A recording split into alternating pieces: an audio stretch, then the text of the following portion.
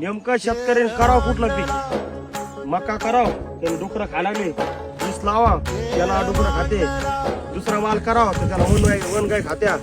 नेमकं शेतकऱ्याने करावं कुठला माल? आणि एवढं सगळे कष्ट करून त्याला भाव नाही.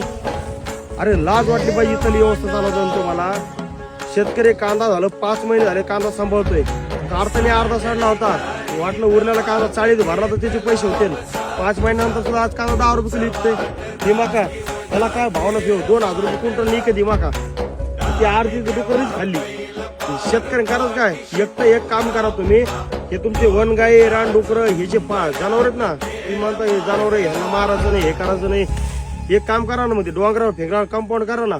तुमचे जे वन विभाग आहे त्या साईडला तुम्ही त्यांना अडवा. नाही तर मग शेतकऱ्याला तरी कमीत कमी कंपाऊंड द्या 80% शेतकऱ्याला सबसिडी द्या, का कंपाऊंड करा अनुदान करते ना शेतकरी. अरे शेती करावं कशी हेच कळाना झालंय. तुम्ही म्हणता फळबाग करा. अख्ख्या महाराष्ट्रात पाऊस आहे, पंजाब वाहून चाललाय, आमच्या भागामध्ये पाऊसच नाहीये. पुढची पंचायत आता प्यायच्या पाण्याची. आज रोजी शेतकरी शेती करतो ना, फक्त नाही का एक आशा आहे, आणि आशा कुठंतरी संपत चालली. जर शेतकऱ्याचा मालाला भाव भेटला तर अजून आशा भेटल. कर्जमाफी करू म्हणता, असं करू म्हणता, आश्वासन निश्चित देता तुम्ही, पण तुम्ही काही करायला तयार नाही, कर्जमाफी करायला तयार नाही. अजून काही शेतकरी पहिलेच अनुदान राहिले, तुम्हाला बोलायलाच कोणी नाही राहिलं. तुम्हाला वाटलं लागला शेतकरी गुरपटून गेला, जातीमध्ये जातीवाद सुरू आहे, तिकडे काय करायला लपडे करायला, पण आपल्याकडे कोणी यायना झालंय. एक दिवस लक्षात असू द्या, ज्या दिवशी शेतकरी शेती करायचं बंद करेल ना, तर माती खावालं, माती का ढेकळं खाणार आहेत.